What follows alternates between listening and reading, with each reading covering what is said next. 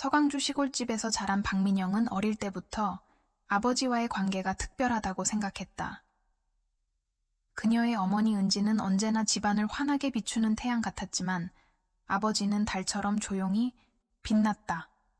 어느 날 밤, 민영은 부모님 방 문틈 사이로 두 사람의 대화를 엿들었다. 당신은 항상 너무 멀리 가 있어 라고 아버지가 낮게 중얼거렸다. 그 말은 마치 칼날처럼 민영의 마음속에 새겨졌다.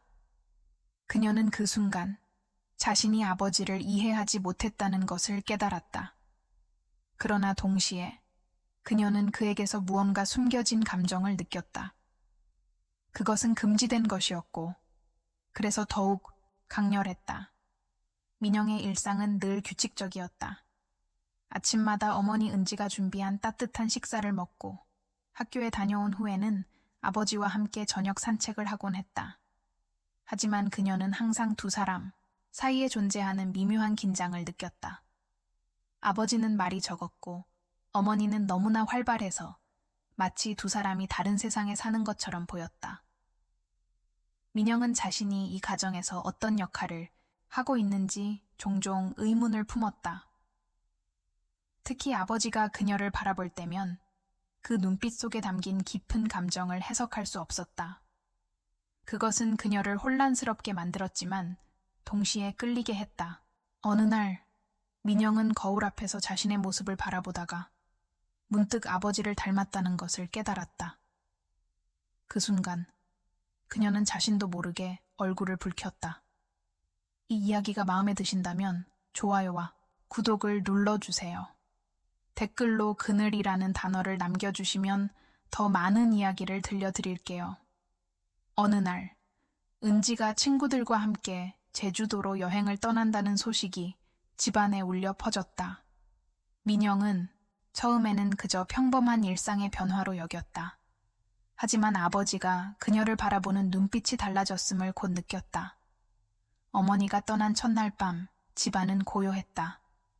민영은 부엌에서 설거지를 하고 있을 때였다.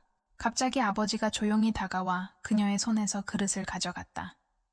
아버지가 할게 라고 그는 짧게 말했다. 그 순간 그들의 손이 살짝 닿았고 민영은 전율을 느꼈다. 그것은 우연이었지만 동시에 의도적인 것처럼 느껴졌다. 그날 밤 민영은 자신의 방에서 창밖을 바라보며 생각했다. 왜 이런 감정이 드는 걸까? 그녀는 알 수 없었다. 그러나 그녀의 마음속에는 이미 무언가가 깨어나고 있었다. 어머니가 떠난 후 집안에는 묘한 분위기가 감돌았다. 민영과 아버지는 함께 식사를 하고 함께 TV를 보며 시간을 보냈지만 그 사이에는 항상 무언가 말하지 못한 것이 있었다. 어느 저녁 비가 내리던 날 민영은 거실에서 아버지와 마주 앉아 있었다. 그는 신문을 읽고 있었지만 그녀는 그의 시선이 종종 자신에게 향하는 것을 느꼈다. 민영아, 차 한 잔 줄까? 그의 목소리는 평소와 달리 부드럽고 조심스러웠다. 그녀는 고개를 끄덕였고 그가 부엌으로 가는 모습을 바라보았다. 그 순간 그녀는 자신의 심장이 뛰는 소리를 들었다. 왜 이렇게 불안한 걸까? 그녀는 스스로에게 물었지만 답을 찾을 수 없었다. 밤이 깊어갈수록 그들의 대화는 점점 더 짧아졌지만 눈빛은 더욱 길어졌다. 그것은 금지된 경계를 넘는 것 같은 느낌이었다. 이 이야기가 마음에 드신다면 좋아요와 구독을 눌러주세요. 댓글로 긴장이라는 단어를 남겨주시면 다음 이야기를 들려드릴게요. 어느 날 밤 비가 그치고 고요한 정막이 집안을 감쌌다. 민영은 자신의 방에서 책을 읽고 있었지만 마음은 진정되지 않았다. 그녀는 아버지가 거실에서 혼자 앉아 있는 모습을 떠올렸다. 호기심과 무언가 설명할 수 없는 감정에 이끌려 그녀는 조심스럽게 계단을 내려갔다. 아버지, 그녀가 작은 목소리로 불렀다.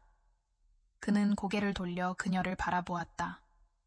그의 눈빛에는 평소와 다른 깊은 감정이 담겨 있었다. 왜 아직 안 자고 있니? 그가 물었다. 민영은 대답 대신 그에게 다가가 소파에 앉았다. 그들은 말없이 앉아 있었지만 그녀는 그의 천이 느껴질 정도로 가까웠다. 그녀는 손을 살짝 내밀어 우연인 것처럼 그의 손등을 스쳤다. 그는 움찔했지만 손을 치우지 않았다. 그 순간 민영은 자신이 금지된 경계를 넘었다는 것을 알았다. 그러나 이미 돌아갈 수는 없었다. 그날 이후 민영과 아버지 사이의 분위기는 완전히 달라졌다. 그들은 서로를 바라볼 때마다 말하지 않아도 통하는 무언가가 생긴 듯했다. 어느 날 저녁, 집안은 어둠에 잠겨 있었고 민영은 아버지가 자신의 방에서 조용히 책을 읽는 모습을 발견했다. 그녀는 망설였지만 문을 두드리고 안으로 들어갔다. 아버지는 항상 이렇게 늦게까지 책을 읽으세요? 그녀가 물었다. 그는 고개를 들어 그녀를 바라보며 미소 지었다. 네 생각을 하다가 깨어있던 중이야. 라고 그가 조용히 말했다. 그 순간 민영의 심장이 멈춘 듯했다. 그녀는 그에게 더 가까이 다가갔고 그는 그녀의 손을 조심스럽게 감쌌다. 아무 말도 없었지만 그들의 눈빛은 모든 것을 말하고 있었다. 그것은 돌이킬 수 없는 순간이었다. 그들은 이미 금기의 경계를 넘어섰고 이제 다시 돌아갈 수 없었다. 이 이야기가 마음에 드신다면 좋아요와 구독을 눌러주세요. 댓글로 돌이킬이라는 단어를 남겨주시면 다음 이야기를 들려드릴게요. 다음 날 아침, 민주는 자신의 방에서 깨어났지만 마음은 무거웠다.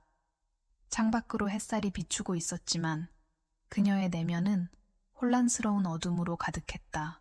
그날 밤의 기억이 끊임없이 되돌아왔다. 아버지의 눈빛, 그의 손길, 그리고 그녀가 느꼈던 감정들.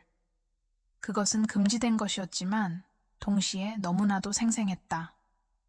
민주는 자신이 저지른 일이 가족 관계를 영원히 망칠 수 있음을 알았지만 동시에 그 순간을 후회하지 않는 자신을 발견했다. 지훈 역시 평소와 달라 보였다. 그는 아침 식사 중에도 말수가 적었고 가끔씩 민주를 향해 미묘한 시선을 보냈다.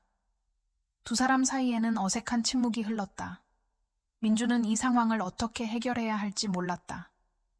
엄마 은지가 돌아오면 어떻게 될까? 그녀는 스스로에게 질문을 던졌지만 답을 찾을 수 없었다.